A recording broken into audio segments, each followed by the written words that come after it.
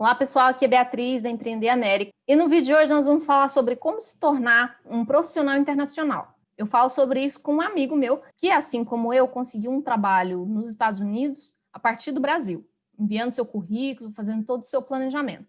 Então assiste aí e usa essas histórias como inspiração. Aproveita, se inscreve no canal, ativa as notificações e já deixa seu joinha nesse vídeo para ajudar a gente, tá bom? Vamos pro vídeo. Bom, pessoal, eu estou aqui com o Lucas Moreira, amigo meu, conhecido já desde 2016? Acho que sim, 2016, por aí. Nós trabalhamos com um empreendedor digital brasileiro, foi uma experiência bem diferente, uma experiência remota. Eu acho que o Lucas, você já trabalhava de forma remota, não já, Lucas? Já trabalhava de forma remota. E aí, essa experiência que a gente teve, que a gente se conheceu, foi só para ter certeza que era o que eu queria. Né? É bom demais trabalhar assim de forma remota, né? Dá uma flexibilidade grande. Me fala um pouquinho da sua formação, Lucas. O que você faz para a galera? Tá. Eu sou desenvolvedor de sistemas, fiz faculdade de tecnologia e eu trabalho nessa área já tem uns 15 anos, quase 15 anos, na verdade. E sempre fui apaixonado por fazer coisas, por criar coisas. E na área de TI, né? Quando eu aprendi minha primeira linha de código, eu vi o que dava para fazer e eu comecei e nunca mais eu parei. Hoje em dia, o seu trabalho envolve exatamente essa mesma linha de criação de programas, de projetos, de soluções e tudo mais, né? Isso, exatamente. A diferença que eu vejo que mudou com esses anos todos de experiência é que antes eu tinha uma tarefa ali de pegar alguma coisa, uma demanda, desenvolver e entregar. Hoje envolve muito mais coisa em cima disso. Eu tenho a tarefa, a demanda, eu agrego tudo que eu já fiz, todas as experiências que eu já tive em outros projetos, outras empresas, eu sugiro soluções, eu dou melhores caminhos para resolver aquilo, e às vezes até a solução que chegou, ela sai totalmente diferente, mas com resultado, com o mesmo resultado, que é resolver algum problema. Então, mas assim, teve uma época que você estava bem interessado e gostava demais de trabalhar em projeto específico, né? Hoje você resolveu trabalhar para uma empresa, que é o que a gente vai falar da sua empresa, mas teve uma época que você estava bem assim focado em trabalhar de forma individual. O que mudou e qual a diferença principal assim de trabalhar por projeto e de trabalhar para uma empresa específica? Eu acho que, na verdade, tem épocas para cada coisa. Tem hora para você aprender uma coisa, tem hora para você aplicar uma coisa. Eu acho que tem os momentos certos, inclusive na carreira, para cada situação. E uma delas é a forma de trabalho. Eu gosto muito do que eu faços e eu acho que trabalhar sozinho é diferente do que você trabalhar numa equipe. E como eu já estive nos dois formatos, tanto trabalhando em pequenas equipes, quanto grandes equipes, quanto trabalhando sozinho aqui no meu escritório, quieto no meu computador, eu vejo a diferença, principalmente no sentido de, quando eu estou sozinho, eu aprendo a fazer as coisas, eu converso com pessoas que estão no meu ciclo de amizade, mas não necessariamente de trabalho, e eu aprendo coisas. Eu pesquiso na internet, eu vejo vídeos, eu vou fazer o curso, eu aprendo as coisas. Mas quando eu estou numa equipe, no meio de uma equipe, ali 10, 20, às vezes 30 pessoas para resolver um problema de uma empresa que tem um projeto já, alguma coisa assim, eu vejo que o salto de aprendizagem ele é muito maior, porque ali são muitas pessoas, 10 pessoas que sejam, todas no mesmo objetivo, com mais ou menos a mesma bagagem profissional, vamos colocar assim, educacional, mais ou menos isso. E eu acho que isso aí é um salto muito maior do que estando sozinho. Claro que estando sozinho você aprende, você evolui, você cresce, mas você estando ali no meio de pessoas que estão ali disponíveis para resolver o mesmo problema que você, eu acho que ali se aprende muito mais. Então, eu acho que tem esses momentos na carreira. Né? Falando sobre essa questão do poder do grupo, eu queria que você contasse um pouquinho da sua experiência com o Mastermind, com esse grupo que você decidiu se envolver e participar. para fazer networking mesmo, porque networking é uma parte fundamental de qualquer empreendimento. Se você tem um objetivo de ser um empreendedor, ou se você tem um objetivo em trabalhar numa empresa grande, networking é uma parte crucial do processo. Me fala um pouquinho desse grupo que você entrou e como que foi essa sua experiência. Tá. Você pode ser o melhor, no meu caso, eu sou desenvolvedor. Você pode ser o melhor desenvolvedor do mundo, você pode ser o melhor vendedor do mundo, você pode ser o melhor profissional da sua área. Só que se você não tiver contatos, se você não souber vender o seu produto, não adianta. Não adianta você ter o melhor produto do mundo se você não tem pessoas para comprá-lo. E esse grupo de network que eu participei, para mim foi extremamente importante, por vários aspectos. Um deles, eu aprendi a explicar o que eu faço para as pessoas. Eu cheguei lá falando, eu faço aplicativo. E aí as pessoas olhavam para mim, tá, o que é isso? Como assim? Eu sei que aplicativo é aquele negócio que eu instalo ali no telefone e faço um tanto de coisa, mas o que é isso? Como que eu posso entender o que você faz para eu explicar para as pessoas? Porque assim, esse grupo que eu participava, de tecnologia era só eu. As outras pessoas, cada um era de uma área diferente. Então, qual era o nome do grupo? BNI. BNI, que é um grupo específico para networking, que tem, no mundo inteiro, tem ramos dessa mesma empresa, né? E aí, no caso, você participou dessa daí em BH. Isso. É um grupo de networking que é formado por vários grupos regionais. Então, aqui em BH tem, sei lá, acho que uns 10 ou 15 grupos. E nesses grupos, a maioria deles tem uma média de 30 pessoas. Esses grupos têm profissionais de várias áreas distintas. Então, no meu grupo tinha só eu de tecnologia, tinha só um contador, só um advogado, só um engenheiro. Então, toda indicação de trabalho, de tudo, chega para aquelas pessoas específicas. Então, nem gera concorrência. E isso aí foi uma coisa que eu tive que aprender muito, que é explicar o que eu faço para as pessoas que não são de tecnologia. É igual quando minha avó me pergunta, meu filho, como é que tá o trabalho? Me explica o que você faz. Como é que eu vou explicar isso para minha avó? Então, assim, bem superficial, mas é mais ou menos isso. Como é que eu vou explicar o que eu faço para engenheiro, para pessoas que não têm um contato direto com a tecnologia, igual como eu? Mas isso faz muito parte da cultura fora do país, sabia? Que a gente está aderindo e está agregando isso para a nossa cultura brasileira, que é o pitch elevator, é saber vender o seu peixe.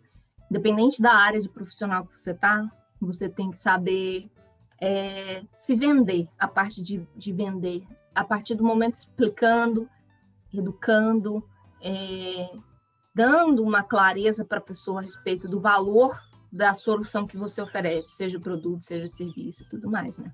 Isso é muito valioso no currículo de qualquer pessoa. Isso aí que você falou da questão da cultura, eu tive uma visão muito clara disso também, porque eu participei desse grupo de BNI lá em Nova York também. Então, eu vi a diferença, que era muito grande essa diferença, de como as pessoas apresentavam seus negócios aqui no Brasil e de como as pessoas apresentavam seus negócios lá nos Estados Unidos. E assim, a hora que eu voltei, eu tô explicando de uma forma que eu poderia melhorar 1 milhão de vezes. 1 milhão de vezes. E eu passei a aplicar isso, eu passei a explicar de forma diferente. E, à medida do possível, fui participando de outros grupos também para poder ver como que diferentes culturas explicam seus negócios, tratam seus negócios, cada um trata de uma forma diferente. E, para mim, esse grupo de network foi excelente, foi realmente sensacional. Eu tinha acabado de sair de uma sociedade, então eu estava focado no produto que a gente estava desenvolvendo lá na empresa. Então, eu fiquei fora do mercado, assim, entre aspas, de novos projetos, novos clientes. Então, esse grupo de network ele me ajudou demais. Imensurável o valor que isso agregou para a minha carreira. E recebi muitas indicações, muitos clientes mesmo, clientes grandes, clientes que pagam muito bem, projetos gigantes também. E, para mim, isso aí foi fundamental. E é importante estar no meio de pessoas que têm o mesmo objetivo, que é fazer uma rede de contatos boa e fomentar essa conexão entre quem precisa e quem está precisando, e quem quer. Uma coisa que eu queria te perguntar é o seguinte, porque o nosso segundo exchange de parceria foi você desenvolver uma solução. Eu já trabalhava no banco em Washington, D.C., e desde a primeira vez que a gente trabalhou junto, eu já trabalhava no banco, e a segunda vez eu te chamei para fazer um projeto para mim, um programinha simples lá para mim. Me conta um pouquinho dessa experiência. Foi diferente para você? O que hoje, olhando para a sua experiência hoje com a empresa que você está trabalhando, que é uma empresa de Nova York, que você falou, né? Isso. A empresa de Nova York. Você acha que essa experiência, a primeira experiência internacional lá, qual que são as diferenças dessa experiência atual? Tá. Essa experiência atual, ela, na verdade, eu sou bem focado em uma frente de trabalho. Eu trabalho específico para uma solução. E essa solução do banco, quando a gente trabalhou junto, eu tive que pensar no projeto, eu tive que pensar como que ele seria desenvolvido, como que ele seria executado, para chegar no resultado que você precisava, que você e sua equipe precisavam. Então, assim, teve muito mais um trabalho de engenharia, de pensar naquilo ali, de chegar na solução que resolvesse um problema. Enquanto na outra empresa, você chega com a tarefa, já sabe, ela tem que ser feita por sua equipe, porque tem uma equipe muito grande envolvida em todas as partes que antes de chegar na parte mesmo de escrever o código, tem uma equipe muito grande por trás que já está ali pensando em como que aquela solução vai ser melhor executada. Então, acaba que já chega para a gente, para quem está desenvolvendo, uma coisa bem, olha, esse aqui é o resultado que a gente espera. Então, acaba Inuída, né? Isso. Então, mastigado. De certa forma, isso é mais fácil. Chega a ser mais fácil, quando a informação chega desse jeito, ela chega mais fácil. E do banco, eu cheguei para você e falei assim, aqui o problema, se vira. Esse aqui é o problema. Então, assim, foi muito bom, porque isso exercita muito. Eu estou inserido numa cultura totalmente diferente aqui no Brasil, projetos diferentes, pessoas diferentes, e a hora que esse projeto chegou para mim, eu tenho que pensar do zero aqui, como é que eu vou começar, como é que eu vou terminar, e foi tudo muito bem. E uma coisa que não estava prevista, que eu não sabia que a gente ia lidar com centenas de milhares de dados, igual foi a hora que a gente foi fazer o teste real. Nossa, não estava esperando por isso. E realmente não estava. O volume de informação. E realmente não estava, tanto que a gente teve que mudar alguma coisa ali no sistema no meio do caminho, e no final deu tudo certo. Então, você sabe que naquela época a gente estava lidando com uma base de dados de uns 300 mil. Quando eu saí do banco, já estava 1.200.000. Esse o volume de coisa de dados e de informação que eles têm lá. 1 milhão de... Isso foi uma coisa muito boa, porque você prova ali sua capacidade de adaptação. Você tem que saber se adaptar, você tem que saber entender o que está acontecendo e entender o que você pode melhorar nesse processo. Não, e engraçado é o seguinte, eu estou lembrando da minha experiência no banco, porque eu tinha esse interesse de ter uma experiência profissional fora do país, né? Mas eu já estava com 7 anos de carreira, eu já estava dando aula já há uns 3 anos e meio, estava dando aula lá na UFG como professora substituta. E aí eu vendo todos os tipos de opção para ir ficar alguns meses, porque eu sabia que profissionalmente trabalhar fora do Brasil é diferente do que trabalhar no Brasil. E eu queria essa experiência. Eu olhei de tudo, eu olhei au pair, eu olhei serviços simples assim. E aí teve uma moça que colocou num fórum, não lembro onde eu vi, mas uma opção, olha, essas empresas governamentais, elas contratam pessoas de vários países que têm o controle do idioma diferente, né? Tem o inglês, mas tem outro idioma. E eles contratam, e tem a opção de internship, que é estágio, né? E eu falei, gente, mas 7 anos de carreira, dando aula como professora, será? Eu engoli meu orgulho e mandei meu currículo, esqueci. Aí passou umas 4 semanas, eu estava em Brasília para tirar meu visto de turista. Eu estava sentada no estacionamento de Brasília, toca o meu celular, e a Mirella, que é uma das pessoas que fez contato que é responsável pelo programa de estágio do banco, ela fala: e aí, Beatriz, está animada para vir? Ela abriu ligação, sim. E aí foi uma experiência muito, muito diferente, um choque cultural muito diferente, mas igual você falou, que eu cheguei lá, esse projeto que eu fui participar foi de um projeto específico para montar a estrutura de e-mail marketing da empresa. Não tinha. Então, eu peguei do zero, como eu falei, tinha zero contatos cadastrados, tinha zero banco de dados, tinha zero template de e-mail, tinha zero cultura de e-mail na empresa. E eu comecei do zero, e hoje é um projeto que eles chamam de Projeto Capital, que é uma das grandes ferramentas do banco. O negócio cresceu e ganhou uma dimensão muito grande. Mas, assim, ir com a cara e com a coragem, sem ter medo de fazer coisas, de se humilhar, tá? Porque pra gente nossa, eu sou professora, vou virar estagiária de novo. Mas o nível é completamente diferente, meu amigão. Se você tem ambição, se você tem espírito empreendedor e se você tem coragem, existe possibilidade, né? Então, é isso que eu queria que você me contasse a respeito dessa empresa. Qual foi o passo a passo, assim, do ponto de vista mesmo de correr atrás de uma opção? O dia que você decidiu, eu quero trabalhar com uma empresa americana ou de fora do Brasil e eu quero trilhar esse caminho, até você conseguir essa vaga que você está hoje. Eu, na verdade, eu sempre quis trabalhar para uma empresa de fora e eu até cheguei a conseguir uma oportunidade e aí eu recebi uma outra proposta para uma sociedade e eram duas coisas que eu queria muito. Era ter minha própria empresa, ter meu próprio negócio e trabalhar numa empresa de fora. E aí eu acabei optando pelo meu próprio negócio. E agora, nessa oportunidade que eu tive de trabalhar nessa empresa de fora, não foi fácil, tive várias etapas de entrevista técnica, tudo em inglês, e aí junto o nervosismo do idioma, que não é o seu idioma nativo, com o nervosismo ali do momento da entrevista, e assim, é aquela confusão, mas aí deu tudo certo. E o que eu penso? Eu sou um desenvolvedor que eu me considero sênior. Eu sou um desenvolvedor que as empresas buscam as habilidades que eu tenho na minha área.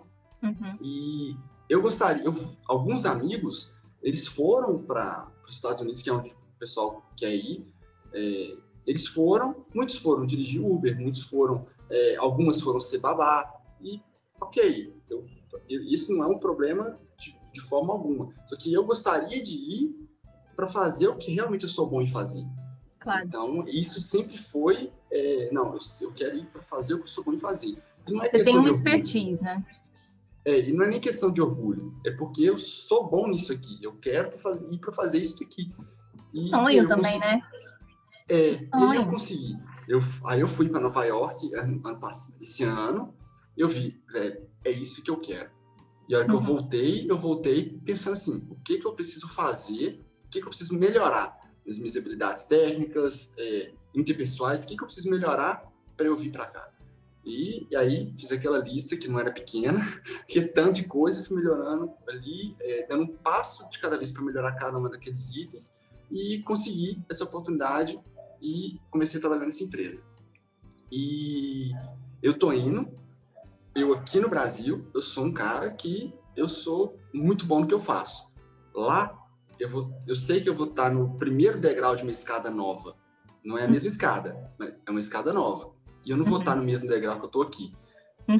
Eu acho que principalmente por questões culturais, mas também principalmente por questões de idioma. Que apesar de eu entender, de eu compreender, de eu falar e tudo mais, tenho certeza que é uma barreira muito grande. E aí, junto com a cultura, aí vira aquele abismo. Mas é uma coisa que, como eu sempre quis muito, eu sempre me esforcei para isso, sempre me dediquei para isso. Não sei desde quando que convite para festa final de semana que eu recusei. Não, eu preciso estudar isso, eu preciso aprender isso. Então, aqui no Brasil, eu vejo que eu sou um profissional com destaque por causa disso, por causa de todo o esforço, todas as horas que eu me dediquei para poder melhorar. E lá vai ser um desafio totalmente novo. Eu vou ter que me esforçar 10 vezes mais, eu vou ter que estudar 10 vezes mais para poder, e vou ter que ter paciência e perseverança para eu chegar no nível que eu estou aqui hoje no Brasil. E eu sei que lá a coisa é um outro ritmo, então tem a gente vai uma pegar, coisa... mas a gente chega lá. Você falou uma coisa do idioma, né? Porque o idioma é o seguinte: por mais que você entenda, por mais que você escreva, por mais que você saiba ler, a fala é onde pega, né? É totalmente diferente. Eu digo assim, tem uma hora na vida que você chega para falar o idioma que você tem que ligar o foda-se. Você tem que estar disposto a chegar na farmácia e passar vergonha. Você tem que estar disposto a passar vergonha no metrô. Você tem que estar disposto a se comunicar e a perguntar 1000 vezes para a pessoa: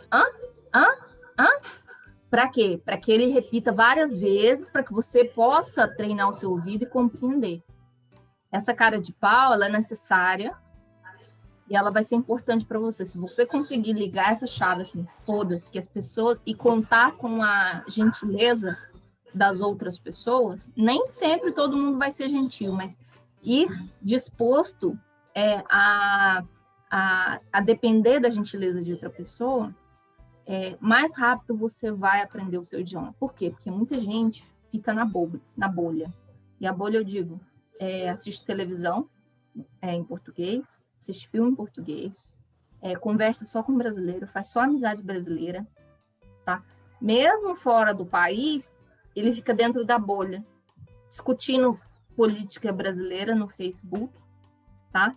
E isso impede o destravar da sua mente. A partir do momento em que você começar a pensar em inglês, sonhar em inglês, você está no caminho da fluência. Isso demora, isso não é fácil. Você ligar essa chavinha, mas vai ter um momento em que você vai ter que fazer. Para a fluência, você vai ter que chegar nesse ponto. Demora. E assim, igual eu falei, eu estava agora lá em Nova York, eu passei vergonha na fila do McDonald's. Você não tem noção. Eu estava na fila e sempre que eu estudei inglês, eu conhecia fila como uma palavra tal. Aí eu cheguei na fila, tô lá olhando o cardápio lá no teto, né, em cima dos caixas. Aí o senhor virou para mim e me perguntou uma coisa. Não, essa palavra, isso não é fila, não. Eu perguntei umas 3 vezes. Aí ele perguntou de novo, aí eu acho que esse é um outro termo para fila. E aí eu, não tô. Aí ele falou, aguarda ali, por favor. Então, assim, por mais que você pense, não, eu sei. Eu cheguei lá, eu pedi informação, eu perguntei sobre o metrô, perguntei sobre o endereço, mas, você, não tem como você ir 100% ali, não, eu sou fluente, você vai passar uns perrengues mesmo. Vai. E não tem que ter vergonha por isso, porque os gringos chegam aqui no Brasil e aí fica lá, mim fazer, não sei o quê. Aí fica todo mundo, que bonitinho, tentando falar português e tal. Por que a gente tem que ter vergonha de falar inglês na hora que a gente chega lá? Ou eles acham que a gente é obrigado a saber inglês. Também. Que a pessoa de outro país é obrigada a saber o inglês. Então, você tem que ter esse nível de cara de pau. Falar, olha, eu tô falando, eu sei um idioma mais que você, seu babaca. Então, você seja gentil comigo. Agora, por isso que eu falo pro pessoal que está tentando essa vida de morar fora, que compreensão e leitura vão te salvar de muitos perrengues. Se você conseguir entender o que um americano diz, e entender, e conseguir ler placa, ler coisas, a sua vida vai ficar muito facilitada, porque você vai ler, por exemplo, o menu. Já passei vergonha lendo o menu, cara, em restaurante. Isso porque eu já me considerava com um inglês avançado. Eu tinha um inglês avançado já. Mas na hora que fui ler o menu, eu falei, meu Deus, o que é isso aqui? Eu não sabia o que era two side dishes. 2 pratos auxiliares. Você pede o prato principal e 2... Nossa, mas eu passei uma vergonha. Eu estava com a equipe de trabalho. E eu pedi uma porção de tomate, ele perguntou, e o outro? Eu falei, tomate também. Ele me trouxe 2 pratos de tomate picadinho para acompanhar o meu prato principal, bicho, que eu não sabia o que era. Sabe ficar vermelho, assim, ficar aquele silêncio na mesa? Era isso. Bia, eu vou te contar um caso. Eu estudei também espanhol um tempo, mas espanhol nunca foi minha. Ah, não, vou estudar só para eu entender alguma coisa ou outra. E aí teve uma vez que eu estava no Chile, aí eu cheguei lá, aí eu não tinha conseguido comprar um chip de telefone, então eu estava sem internet, sem telefone, sem nada. Eu não conhecia Nem absolutamente Google ninguém. para te salvar. Nem Google, nem nada. E eu tava com muita fome. Eu fiquei, acho que uns 4 dias sem conseguir comprar o chip. Eu consegui ir lá no hotel, ligar para minha mãe, avisar que eu tinha chegado, mas fiquei uns 4 dias sem internet, sem nada. E aí, foram 4 dias que eu comi pizza. Por quê? Eu não sabia olhar no primeiro dia, pra você ter ideia, eu cheguei lá no lugar, aí eu peguei o cardápio, aí tava escrito lá, polho não sei o quê, polho isso, polho tal. Polho é frango.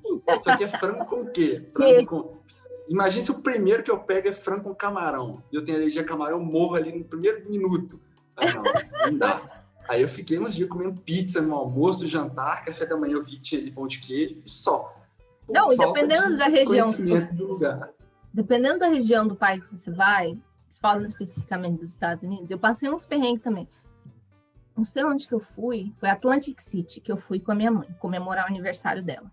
Nossa, mas nós também passamos um perrengue, aí a gente olhava, aquele negócio tudo $60, $70, e a gente com medo de pedir, perdeu o dinheiro se o trem vinha errado, né?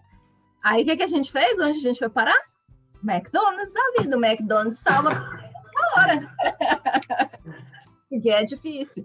Mas o foco do idioma, ele é uma parte tão essencial da cultura e que vai definir também a sua qualidade profissional. Se você não tiver o foco naquilo e realmente ter fluência nas 4 áreas, depois de certo tempo você não consegue avançar mais. Bate no teto e fala assim, cheguei até o limite. Então, porque as relações sociais são muito importantes.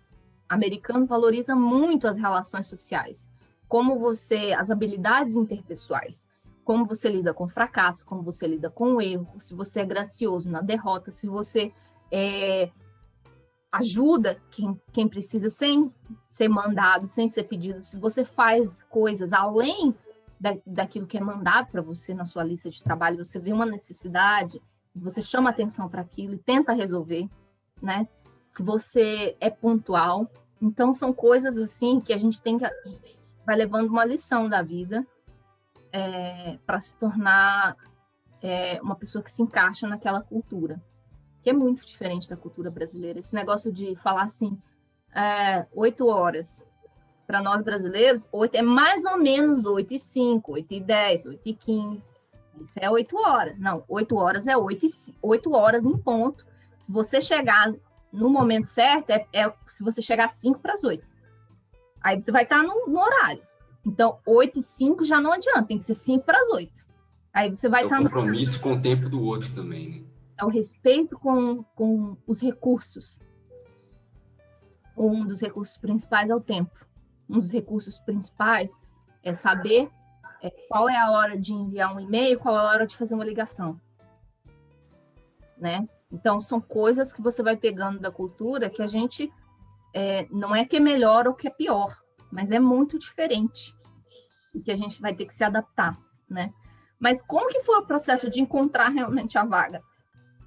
Você teve uma indicação, você buscou num site, você fez seu currículo, como que foi o processo? Eu, na verdade, a hora que eu comecei a procurar, eu fui pesquisando no Google, procurando empresas, procurando no LinkedIn, atualizei meu perfil no LinkedIn, coloquei outras experiências lá que estavam um pouco desatualizado, detalhei bastante, coloquei a versão em inglês que não tinha e comecei a aplicar para as vagas que eu via no LinkedIn. E tive algumas respostas, fiz algumas entrevistas e eu conheci um cara de uma empresa que ele trabalhava aqui no Brasil também nessa mesma empresa e depois ele foi para São Francisco. Ele está no escritório de São Francisco dessa empresa. E chamei ele, perguntei sobre uma oportunidade que eu vi lá no site, perguntei se estava aberto ainda, ele falou que ia olhar, ele me respondeu uns 2 dias depois, falou, tá aberto, me manda seu currículo.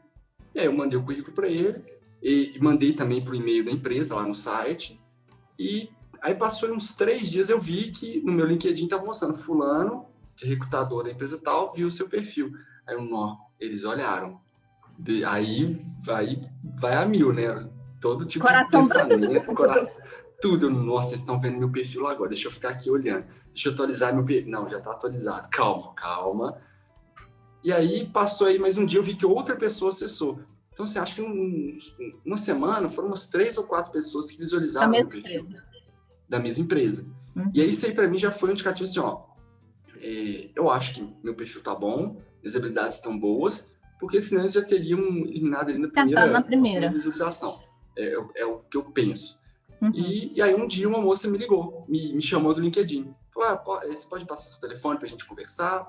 Ela me chamou e começamos a conversar ali, ela me ligou e eu, vou fazer a primeira entrevista, vou fazer a primeira etapa. E aí fiz a primeira etapa, ela me cumprimentou em português, e em português a conversa foi, ela me cumprimentou e perguntou se podia falar inglês. Tá, vamos. E aí todo o restante do processo foi em inglês. Entrevista técnica, eu bati um papo depois com o entrevistador técnico também, e foi tudo em inglês. E foi bacana, porque tirando o nervosismo da entrevista, eles viram como é que tá meu nível de inglês. Isso para mim foi muito bom também, porque eu não sei se você sabe, mas há alguns anos eu fiz uma entrevista com uma empresa de Amsterdã e eu achei que não, eu tô bom demais no inglês. E a hora que o cara começou a me entrevistar, e eu não conseguia falar nada. Eu entendi o que ele estava falando, mas na hora de eu falar, no, yes, yeah, no, a palavra some, né? Eu não conseguia falar nada, não falava nada. E aí eu entendi que ele me falou. E aí eu entendi que ele me falou que eles precisavam de alguém com fluência em inglês, que compreendesse bem o idioma. Aí o que eu consegui falar foi, ok, sorry, e pronto. E aí, o que eu tenho que fazer? Isso tem, não sei quanto tempo, mas tem alguns anos. Aí o que eu preciso fazer? Vou estudar inglês.